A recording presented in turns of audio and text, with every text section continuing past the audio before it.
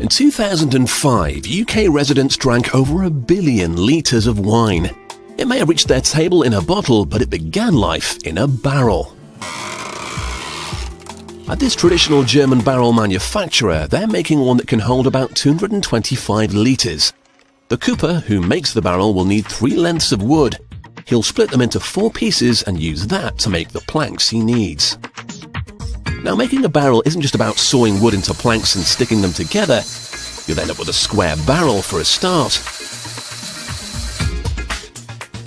Another problem with just sawing up your wood is the tree's pores. When the tree was growing, they would help carry nutrients to the leaves and branches. However, once it's cut down, the pores become just holes in the wood.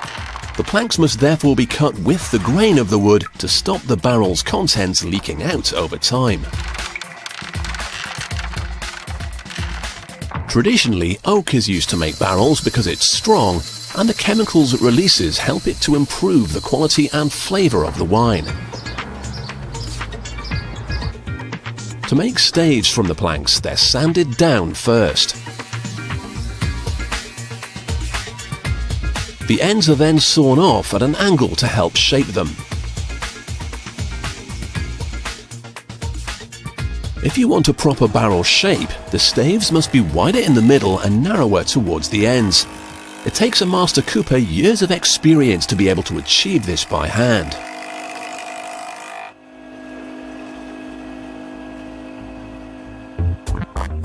Now, although they're not all exactly the same, traditional wine barrels have a diameter of 56 centimeters.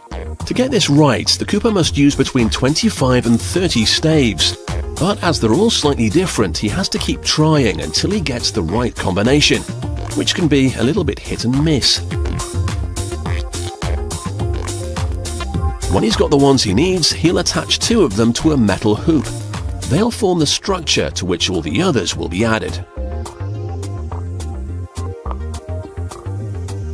Once the last one is ready to be put in, the hoop can be tightened up. And voila, one perfectly formed wine barrel. Well, not exactly.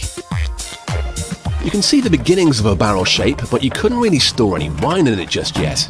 First, the staves need to be bent. The cooper lights a small fire in the center of the barrel and the staves are brushed with water.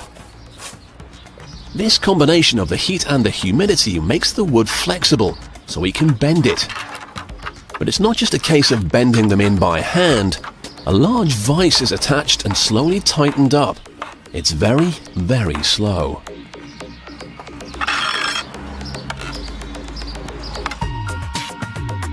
After about 2 hours of tightening, you can actually see the barrel's shape, even though it doesn't have a top or bottom yet. Next, the cooper will toast the interior. What the cooper is doing here will have a really big impact on the flavour of the wine stored in this barrel. A small fire is lit to singe the wood. More singeing will mean a richer, smokier flavour for the wine. But he has to be careful not to burn the barrel too much. That would ruin the wine. Having spent ages making it watertight, the cooper now drills a hole in the side so he can get the wine out. He also needs to give it a top and bottom, so a lip is cut into the inside.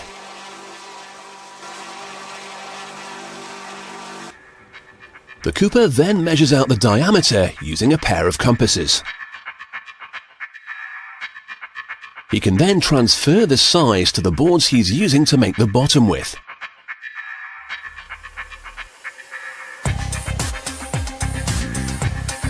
It's then time to turn on his trusty saw and cut out a perfect circle for the bottom of the barrel.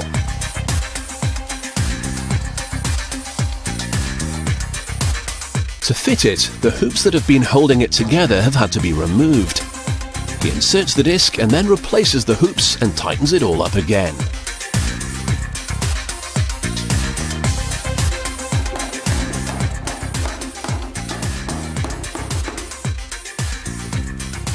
Then, just to be sure it really will be waterproof, he sticks straw into the gaps between each stave.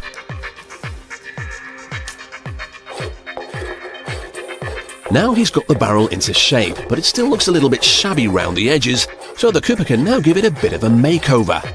Sanding down the exterior used to be done by hand, but it was long, slow and very hard work. The modern cooper is far smarter. He gets his assistant to do the work, using a machine to spin the barrel for him.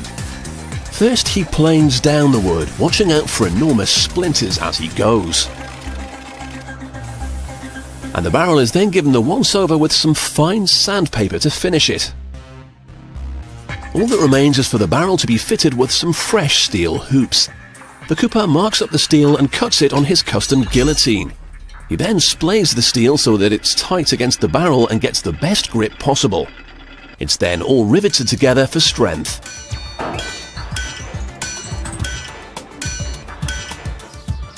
The hoops are now fitted to the barrel and hammered firmly into place.